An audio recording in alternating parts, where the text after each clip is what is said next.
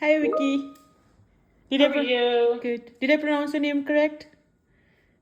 Yep, Okay. yep. And I'll try to pronounce yours based on Namrata. Yeah, that's right.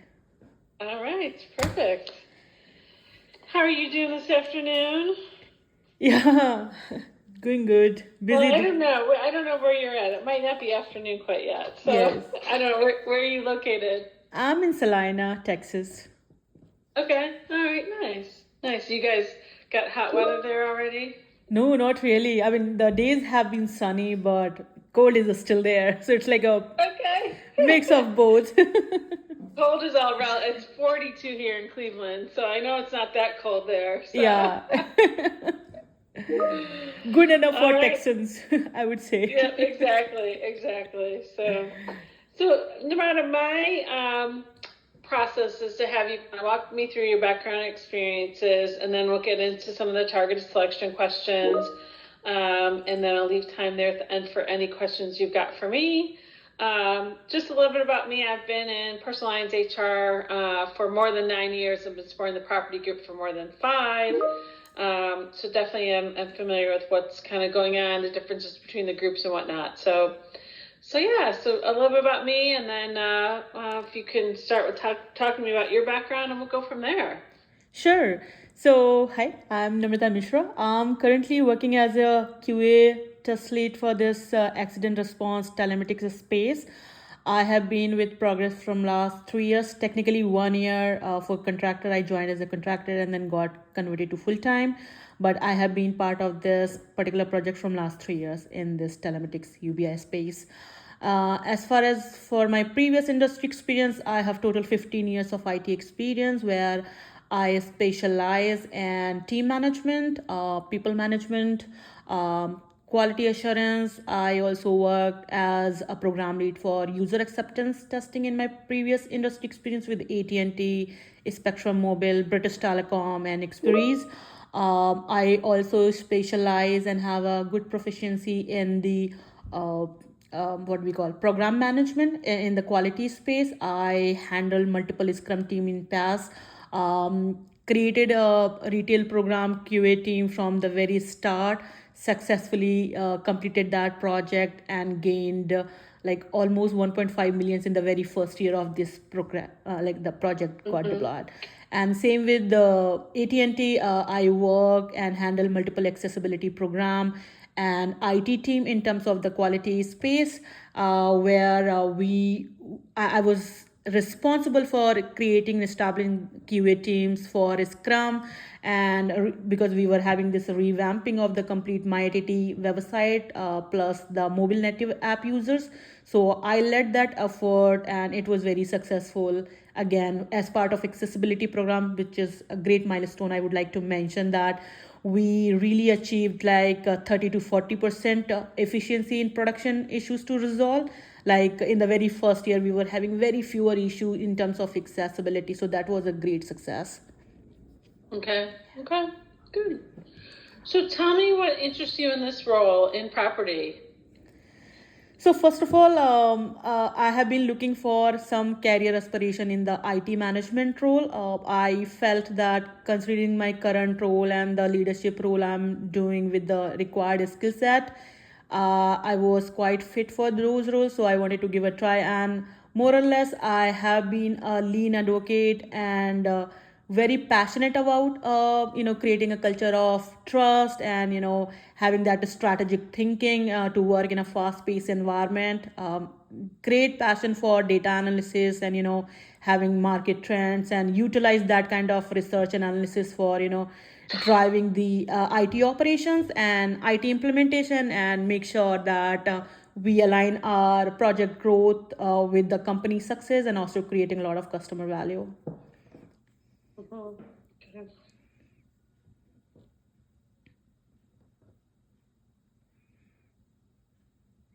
Because to be very frank, in my current project, data has been very important in any industry, and as a backend Yeah. team right now, I'm leading to scrum team from this backend team perspective, and we on daily basis interact with lot of data for UBI, And based on the production issue analysis, we really work on a lot of market research, the different patterns based on that data analysis, which I'm very passionate about, and that also interests me. So I just thought maybe this role will give me more horizon, and expand my role, where I can provide and contribute my current skill set and the leadership role in that aspect.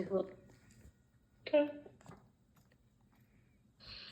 All right, let me dive into some of the target selection. So we'll start for aligning performance for success. Giving others negative feedback can be difficult. Describe how you've handled the situation where you had to deliver negative feedback. Sure. So in my current project itself, we have been working with multiple Scrum team where every sprint we have new requirement coming, and even from the testing perspective, there is a lot of integration happens, but all the Scrum dev teams work independently. And I have seen there were few dev folks who have been working on this project since day one, but as part of their implementation and requirement understanding, sometimes used to have a lot of gaps, due to which we used to find a lot of defects being slipped into the QA deployment, where like a lot of miss was happening, the implementation was not done corrected, or there was some gap in the good quality of the code, I would say. So considering that, and they used to reach out to multiple folks for even the basic information, which they would have done earlier during the implementation itself, and which not just help them to do the efficient dev testing or unit test coverage, but it can also find out the issue early, what they might be facing during the implementation, like clearing out those requirement gap or kind of design gap. And that was happening a lot for few particular dev people, where I found that it was leading a lot of less confidence when it comes on QA testing. So what I did, I first talked to tech lead, provided my concern in terms of the overall code quality and also how it was impacting our testing efforts and also the testing timeline plan, because if the bugs are coming for the very first day for the basic functionality, it used to create the blocker defect, and then our timelines got also getting impacted. So I provided my concern and also some observation what I have observed about these dev people, and suggested some ideas to our tech lead, and then I also mentioned those kind of concern to our scrum master, because scrum master is someone who frequently touch base with all the dev on one-to-one meeting, and I provided that information.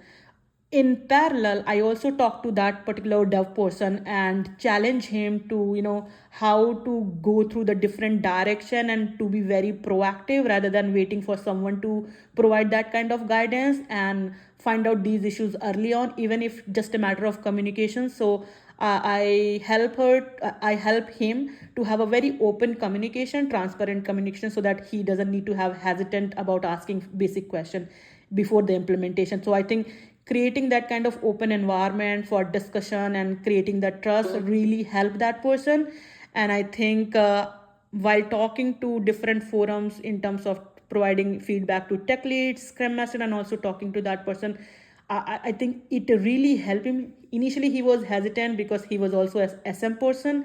But I think after realizing the points, what I was concerning about, he implemented those direction in his daily work. And I really saw a great confidence and also the improvement in his work for the subsequent sprint. So, yeah.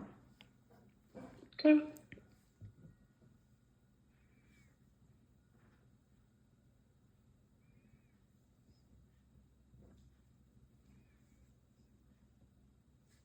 All right, so the next one is coaching and developing others. Give me an example of a project, task, or assignment you delegated to someone to help the person develop a specific skill. Sure, I think I like this question a lot.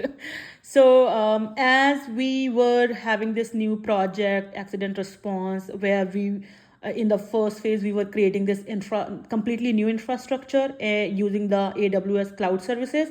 We were also supposed to migrate a lot of existing legacy data for UBI, which currently reside in SQL servers, which we call on-prem legacy systems. So when I was hired to create a new QA Scrum team, there were a lot of QA resource we had internally who were having the good skill set in terms of the UBI domain knowledge and the Postman, other stuff, but they were not really aware of the AWS technology, and AWS technology was one of the primary technology or the kind of testing tools required for this backend validation in terms of the early requirement or whatever the new changes were coming into place.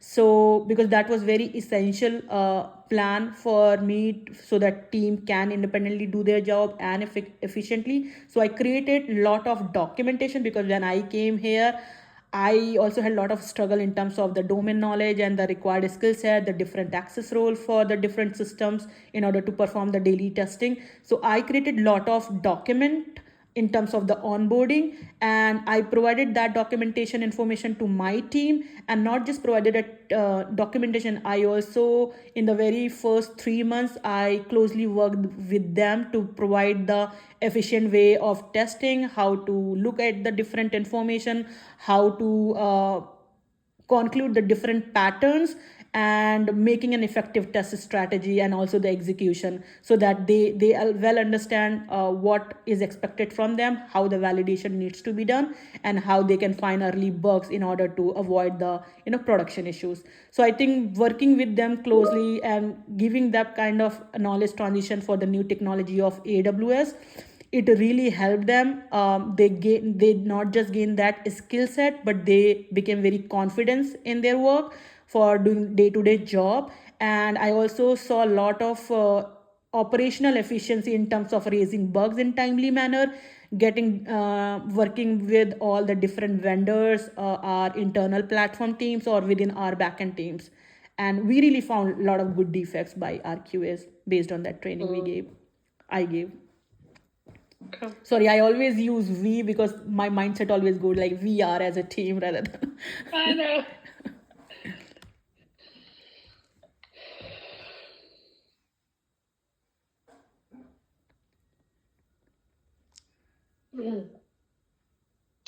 I know I've supported the UBI team for a long time. So who do you work with most closely on the product side in the UBI team for the work that you do?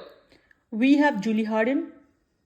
Okay. Yeah. And we have enterprise architect Andy. Yep. Yeah. Okay. And from Nice. tech lead perspective, we have Ian Potter. Okay. And Okay. I love I'm it. just curious. Like I said, I've supported the product folks. I'm putting the piece together in my head of like what your role is compared, like how you work together with the business. Yeah. We had Jim Haas, the overall project sponsor for this, and I think he recently retired. Yep. He did. He left us and went off to to enjoy the rest of his life. So yeah. Yeah. All right, Julie let's has see. been great to work with, to be very frank, and she has Yeah, been. she's been around Yeah. a long time. Yep. All right, facilitating change. Describe strategies you've used to facilitate the implementation of a change in your work group. What strategies have worked well and what has not worked well? Yeah, I like that question. Thank you. So, I like to take the not so very recent example, but as part of the phase 2 work which we just did this December 2024. So basically, since we are working in a Scrum, having a smaller sprints for the continuous development work. There was one heavy loaded API we developed which was not used within our backend solution, but it was globally used for multiple vendors flow and also the different cross functional platform teams. Mainly the main consumer was mobile native app for iOS and Android. And once we have those APIs certified and deployed in production, we found a issue for a very edge scenario, but that particular edge scenario was having like lot of volume, and it was not directly impacted the M&A at that moment because M&A code was not deployed with the latest release. But as part of a Splunk, that was still creating a lot of noise, and we anticipated that if M&A code comes into production, then it may create a lot of repercussions and negative effect. So business wanted to resolve that problem on quickly manner because it was a high priority work. And then since it was impacting a lot of application code, not just one, like it was like 20 plus application code impacted by that API. So it was critical to fix that issue and deploy in production. So it was a heavy lift on the QA side to provide that kind of analysis in terms of the QA environment, whether we were able to reproduce or not. So we were able to reproduce it, but the challenge was like to do the testing, because in order to do that validation, we also had a lot of regression to be done, which was impacting 20 plus solution. And what I did as a lead here is to create a proper trust strategy plan for identifying those priority test cases and how we can utilize the automation effort to avoid that manual heavy load, heavy lifting. So I work with my automation leads to create that plan for identifying test cases. I created the test cases, but I discuss with them like what could be the priority test cases automation can accomplish, and then the remaining part, if something we as a risk-based testing can do low prioritization and medium prioritization. And we also reviewed those kind of plan with our architects, who IT architect who was responsible for that new design change. And by doing so, we were able to accomplish almost 7,000 unit tests plus system integration tests, which not just help QAs to avoid a lot of effort, but it also increased the overall operational efficiency for multiple flows in end-to-end scenarios. So basically 7,000 test coverage, including unit test, system integration, that was just covered in fewer hours rather than QA spending multiple hours for like fewer scenarios itself. So it was a great success because we were not just able to meet the critical timelines to deliver that piece of, but we also avoided a lot of other bleeding in the production once M&A could have gone live. Yeah. And for that, our sponsors really appreciated, because it was a crucial time. We were also having our ongoing sprint work and other production support work, but it was something we needed to work on priority. So we met the deadline, we delivered the work with the quality, and we avoided that bleeding in production anymore.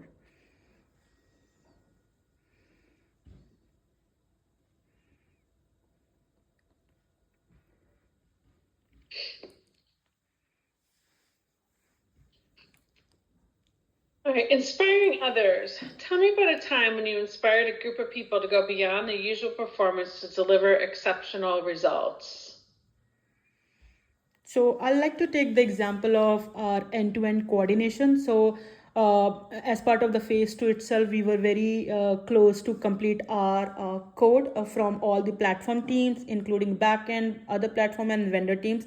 And we were getting started for end-to-end. And there was, because we already, as a backend team, we already completed our early integration just to make sure all the new changes are in place and they are working fine.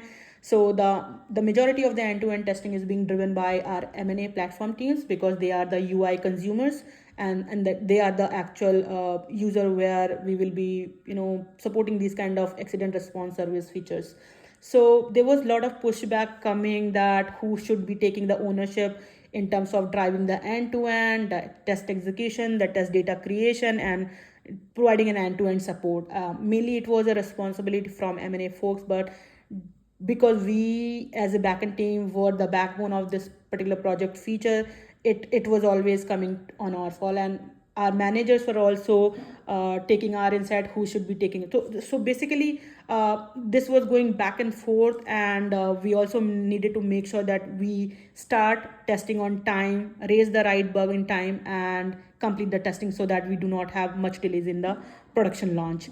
So basically I took a step forward. I created a test strategy plan for end-to-end testing, laid out a plan like who will be responsible for certain aspect of validation, who will be contact for the different vendor testing related issue, and how we will be accomplishing with a close coordination and collaboration with vendors, platform teams, and backend team, because we were also having our DC, like the digital communication team, involved.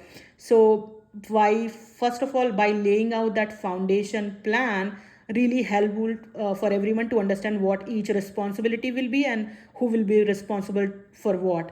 And the second thing, we kept a open forum on day-to-day basis when the end-to-end started, where I aligned the work in terms of defect management, working with teams closely to respond to their daily basis question, concern, whatever the issue they were facing on, providing the right and timely update for quality testing to our PMs, a sponsor, providing the crisp status update to our business sponsor for the daily progress, and like how the different metrics, how much percentage we have completed. Also providing a transparent communication for the impediments and the open defects, so that sponsors and PMs are aware of the latest progress going on. And having this close coordination and the effort led by me, we were not just able to find almost 100 plus tickets like the bugs, but we were also able to complete the end-to-end timing. And that too, just to highlight here, I at that time one of our other QA lead was on leave. He went to India, and other QAs were occupied for some sprint work. So that was the overall effort I started, not just for leading but also contributing for the backend validation testing, and just to make sure that our sprint work is also not hampered because of that. So I think that testing went very smooth. Our customers and business owners were very happy with the progress we made, because we were able to launch our product successfully on the given timelines. So like we were able to roll out this particular project in all the 50 states for auto policy, except California. And within fewer weeks itself, we also were able to roll out that for other channels like agency channel. So in comparison to phase one production deployment, which actually I think lingered for more than 4 or 5 months, here for the second phase, based on the quality work I led and the effort I led during the end-to-end, we were able to manage to roll out successfully in production for first 2 months itself, including all the channels. So that was a huge milestone, and business owners really appreciated.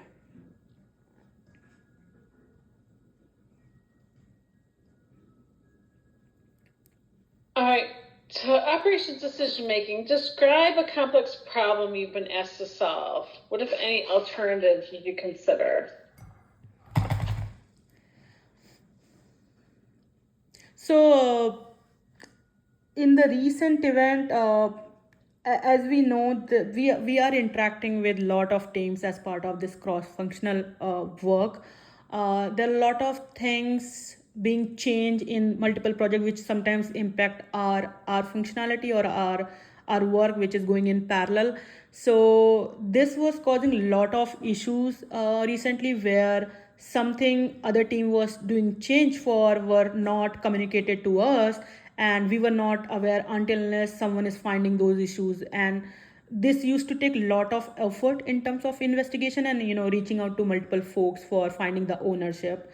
And it was not really impacting our testing work, but it was also impacting a lot of dependency for both Scrum team in our project. So considering few observation here and there, what I realized that there should be a proper release deployment plan, so that we don't overstep to each other work and there are not a lot of code merge issue found, so that it is impacting not just testing but also the dev work for the new requirements. And when I observed this, I brought this attention to my Scrum Masters and PMs, and we further discussed with other PMs of other platform who were having the continuous changes and the development, and having that close conversation and having that open discussion. What we came up with an approach that we will be having a 2 day like 2 times window in a particular day for QA deployment, and outside that deployment window nobody will be doing deployment, so that way we will be keeping a close coordination and close watch on the daily deployment. And if someone is finding issue, whether it's a automation or manual QA, we will get to know that okay, because of this new QA deployment, situations are not happening correctly and flows are broken, so we can reach out to required person rather than having anticipation and investing too many efforts for recreating those same scenario, because it takes a lot of effort in terms of QA staging and then execution for critical flows. So in order to avoid those kind of efforts and optimizing our testing and also keeping a close watch on the release management, we come up with that approach. And I think it really helped, because these days any change comes as part of that operational work, whether it's from different team or our team, we notify that. Everybody is aware of that. If something goes south, we bring that attention, and that particular owner team take care and resolve that problem. So basically, what I'm trying to say here, as part of a operational change which was indirectly impacted, I analyzed that impact, estimated that, provided a solution, and made that change effective so that it was helping not just one team but multiple Scrum team for a smooth implementation and testing on daily basis.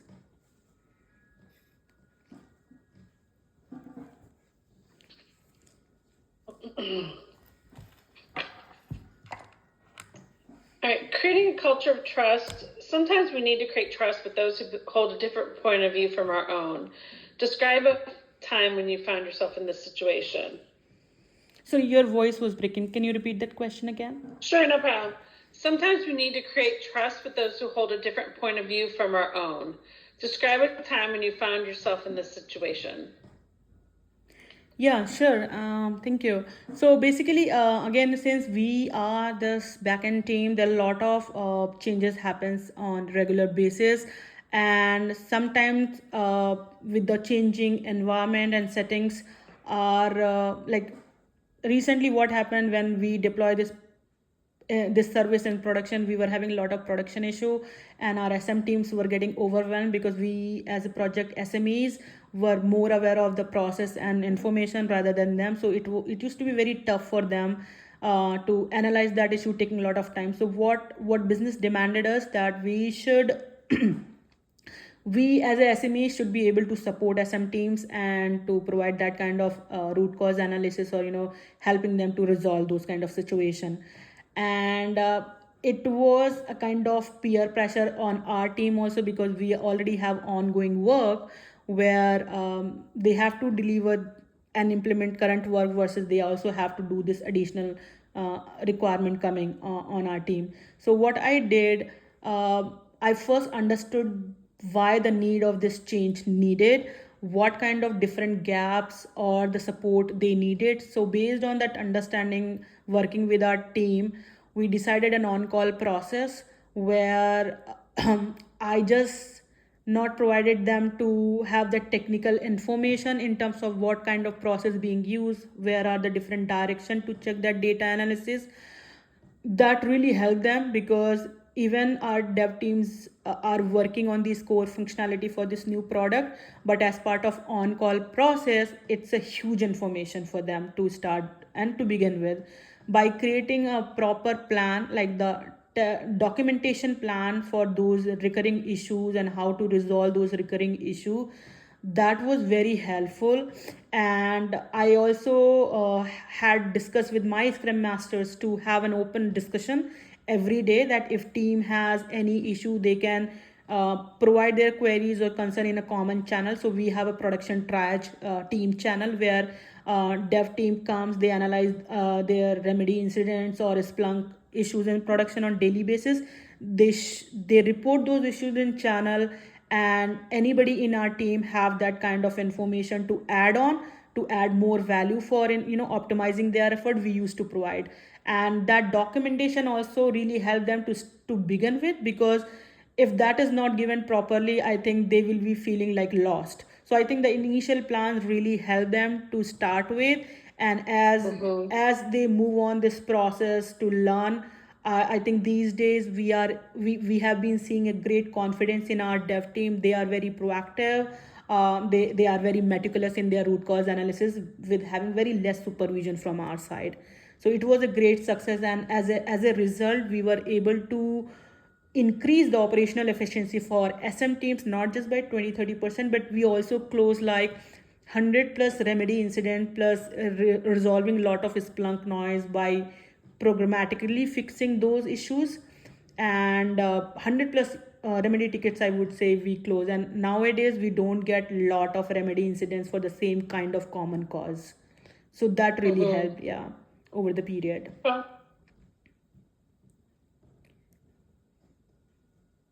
All right, creating an inclusive environment.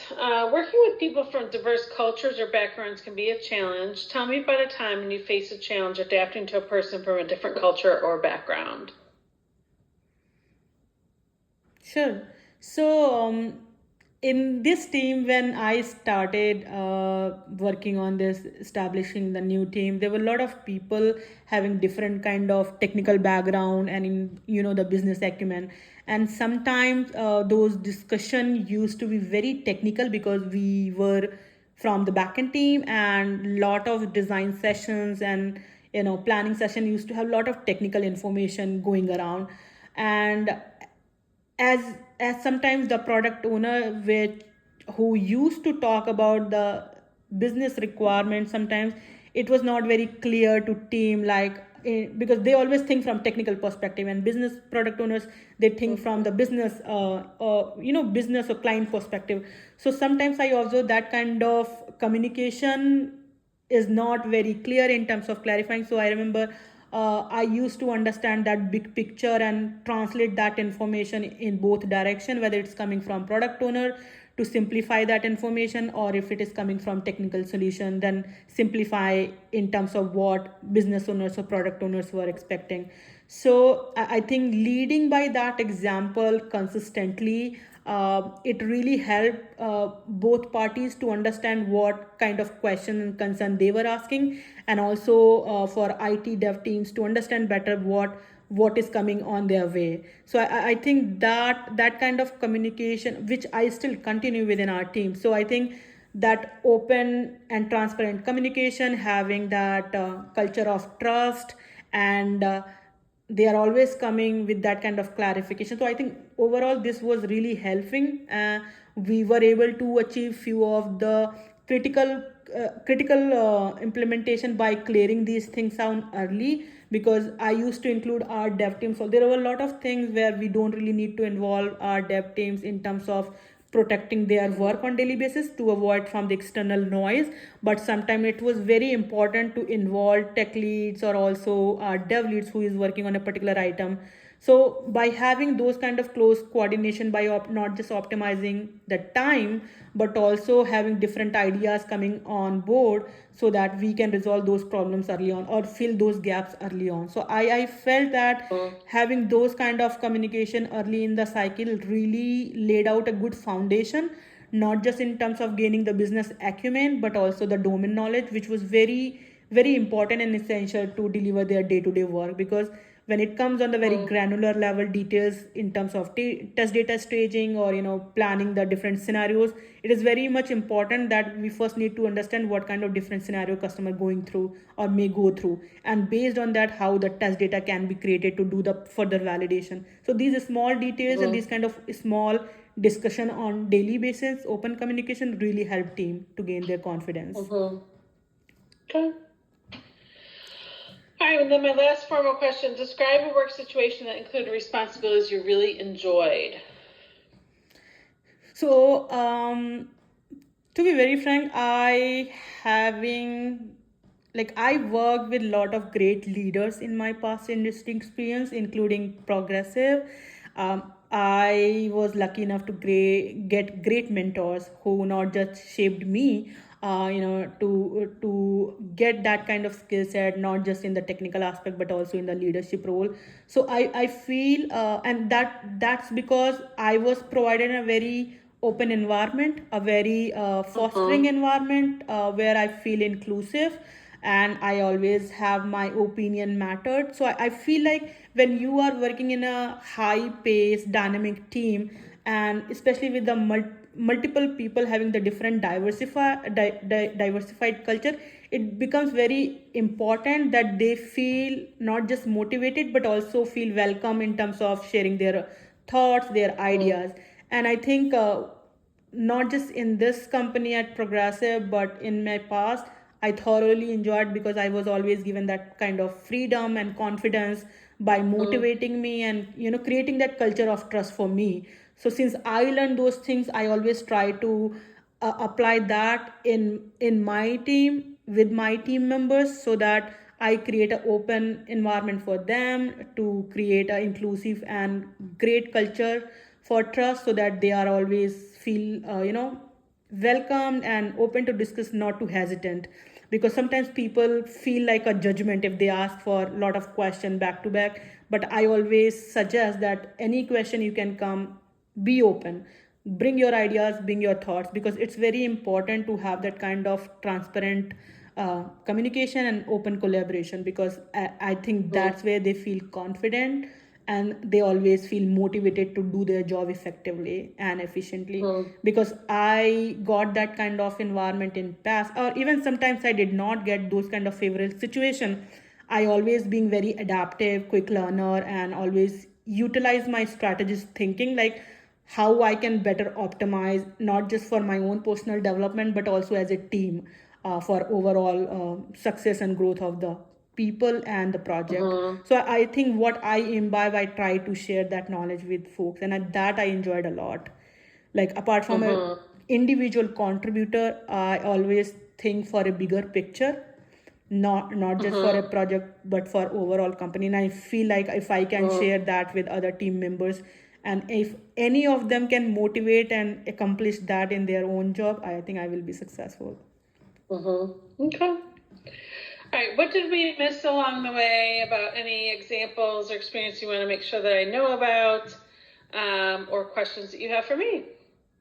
No, I think I'm good. I just wanted to know, like, if you can give me some idea, like, what will be my career path in this team, and what are the different Scrum team will be like. What is the future for this project, and how the current work has been happening. Like, little bit idea about that, because I know uh, it has been long time to visit that particular requirement, but at least the current work, if you can give me some idea about. Yeah, I mean, I'm not the hiring manager, Christine is, but I can give you kind of an idea. I mean, with this property group, there's been a couple folks that are on different teams that are all being kind of put together in one team. So hiring this manager to lead the teams to set the strategy for the for the data analysis and reporting for the team, to then kind of drive the agenda. So I think, this person going in this role will kind of be integral in kind of driving that, that decision. So I think it's a little bit of a blank slate for making that determination. Okay, thanks, Terry. Yeah, I just will put the last word from my side, that I have been very passionate about the data analysis and the kind of leadership I'm doing. So I felt like this role will be a good fit for me to expand my horizon in terms of the leadership role I'm doing, and maybe learning more about the property, because Right. yeah, so I look forward for that. Okay. Okay. Well, I know Christine and I are meeting to review the candidates on Monday. So as soon as we review all the candidates, we'll be making determination who's going on the second round, and then we will be in touch. All right. Sure. Thanks, Terry. All right. Bye-bye. Bye.